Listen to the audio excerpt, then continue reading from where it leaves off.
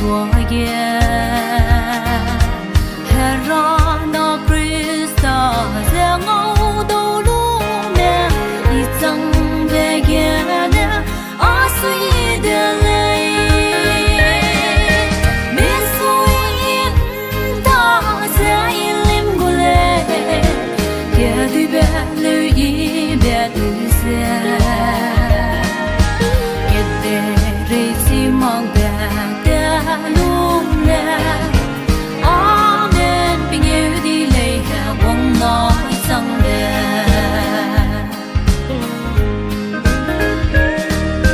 hà sĩ bè kia ngô lấy nè xóa đu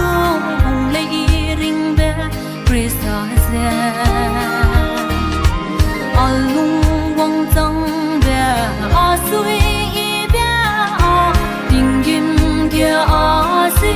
râu gai bay đời biết suy ta sẽ im gule kia đi về lưu ý về từ xa kia để rơi chỉ mong về ta lúc nào Amen bình yêu đi lấy hạ bóng nói rằng về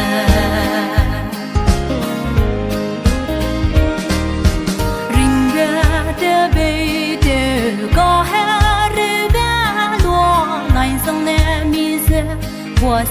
的，Krista kia hung bè như đi lòng bè nè, đừng lo đầy rõ mà lấy cái ring bè tiền, biết suy ta sẽ im gule, kia đi bè lưu ý bè từ xa, kia để rơi chỉ mong bè lúc nào Amen bình yêu đi lấy hạ quăng nói rằng